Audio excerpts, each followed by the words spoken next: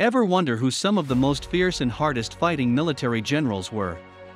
Well, sit back as facts to you rank the top 10 most revered military generals in history, who both saw and led some of the harshest and most important military campaigns in history.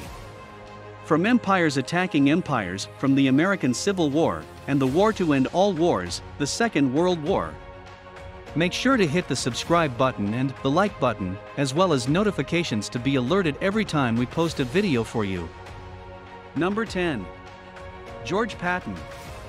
George Smith Patton Jr., November 11, 1885 to December 21, 1945, was a general in the United States Army who commanded the 7th United States Army in the Mediterranean theater of World War II, and the 3rd United States Army in France and Germany after the Allied invasion of Normandy in June 1944. Born in 1885, Patton attended the Virginia Military Institute and the United States Military Academy at West Point. He studied fencing and designed the M1913 cavalry saber, more commonly known as the Patton saber, and competed in modern pentathlon in the 1912 Summer Olympics in Stockholm, Sweden.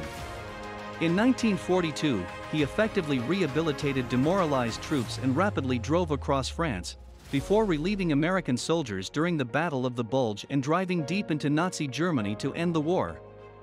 But we're most impressed by a feat he achieved before that global conflict, developing the U.S. Army's armored warfare doctrine and taking part in America's first ever military action using motor vehicles.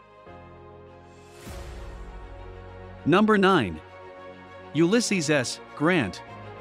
Ulysses S. Grant, born Hiram Ulysses Grant, April 27, 1822 to July 23, 1885, was an American military leader who served as the 18th President of the United States from 1869 to 1877. As President, Grant was an effective civil rights executive who created the Justice Department and worked with the Republicans to protect African Americans during Reconstruction. As commanding general, he led the Union Army to victory in the American Civil War in 1865, and thereafter briefly served as Secretary of War. Raised in Ohio, Grant possessed an exceptional ability with horses, which served him well through his military career.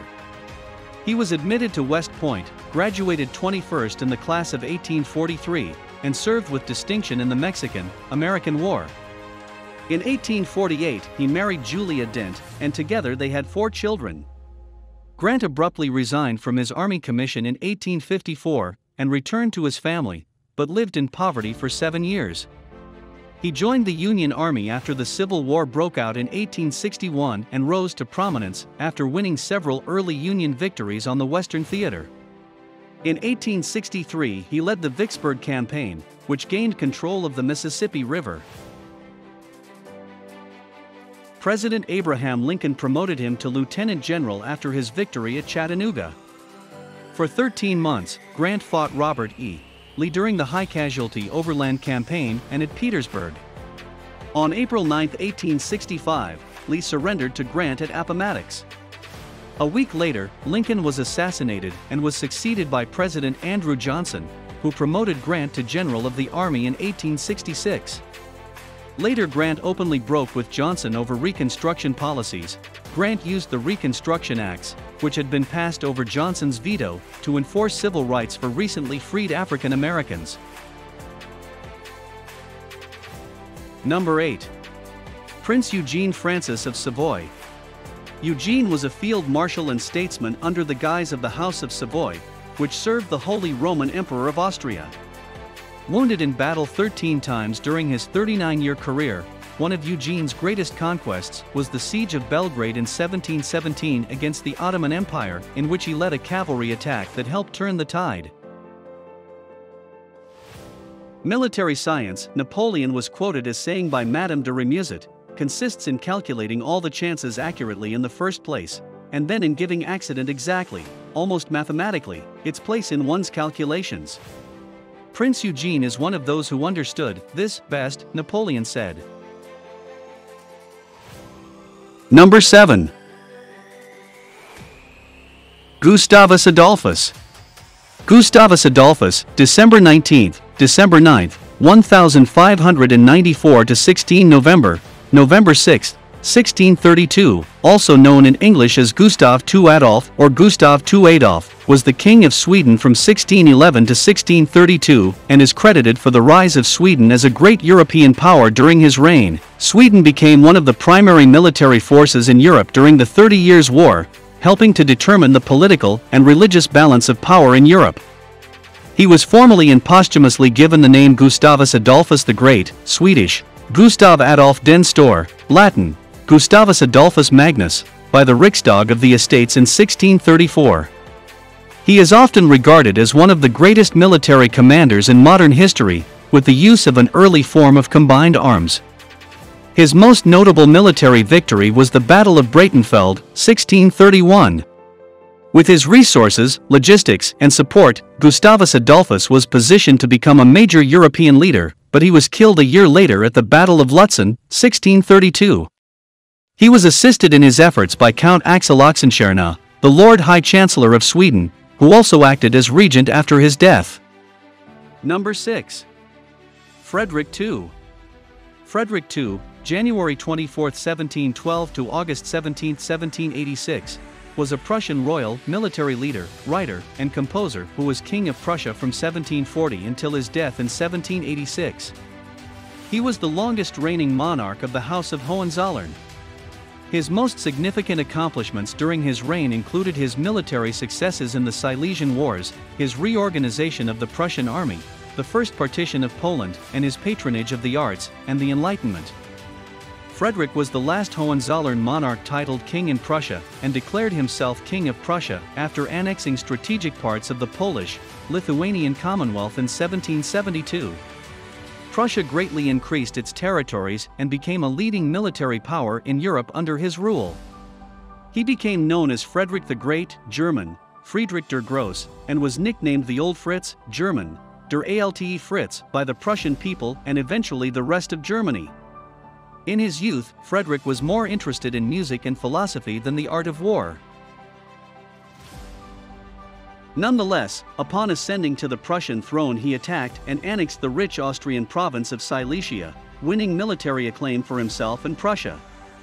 Toward the end of his reign, Frederick physically connected most of his realm by acquiring Polish territories in the First Partition of Poland.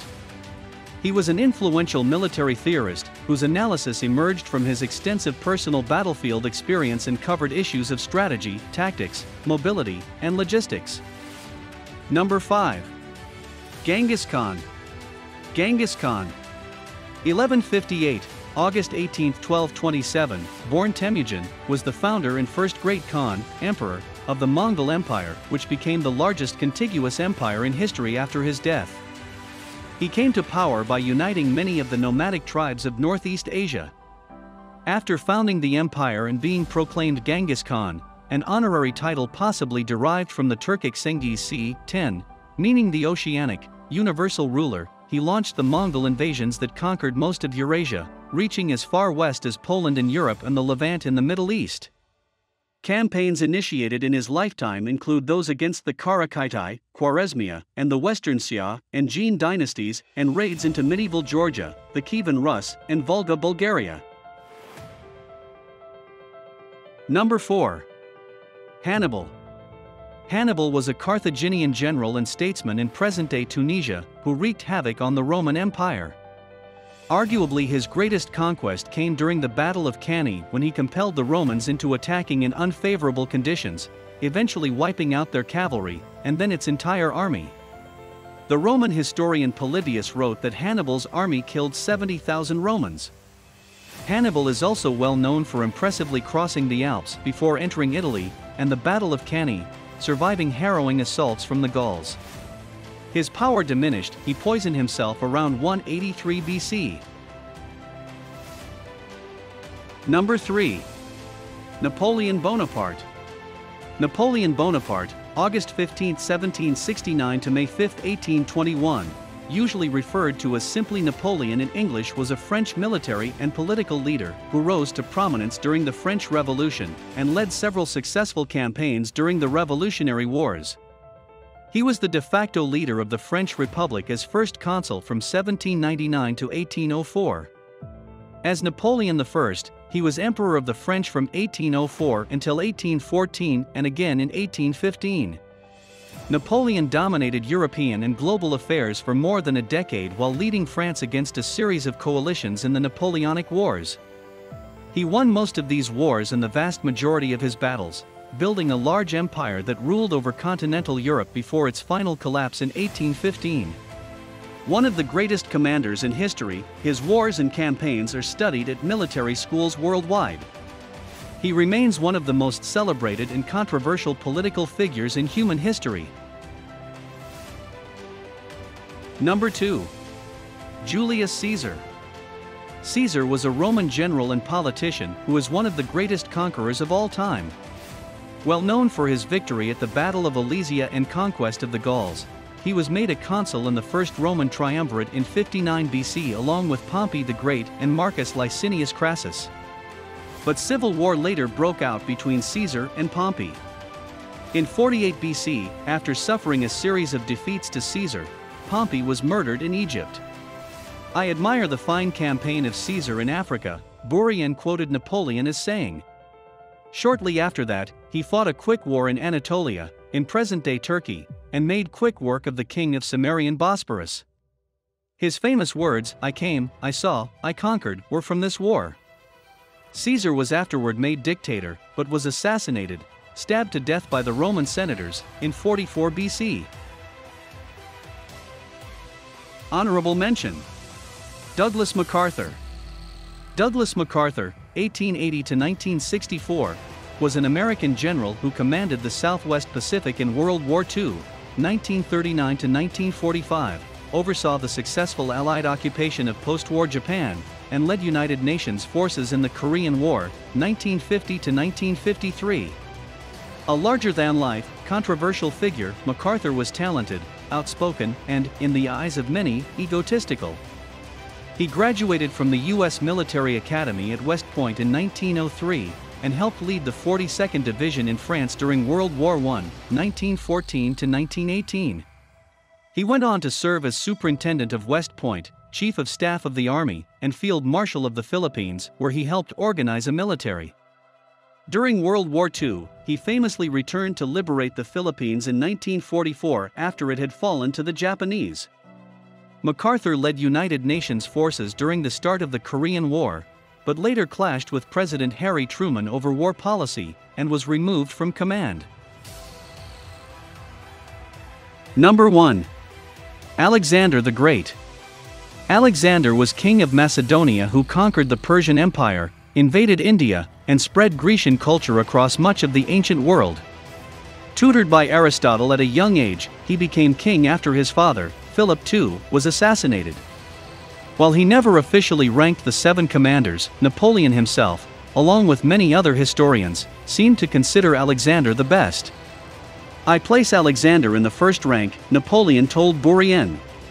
"My reason for giving the preference to the king of Macedon is, on account of the conception, and above all, for the execution of his campaign in Asia," adding that he admired the siege of Tyre, the conquest of Egypt and march to the oasis Ammon most. Alexander died from illness in 323 BC.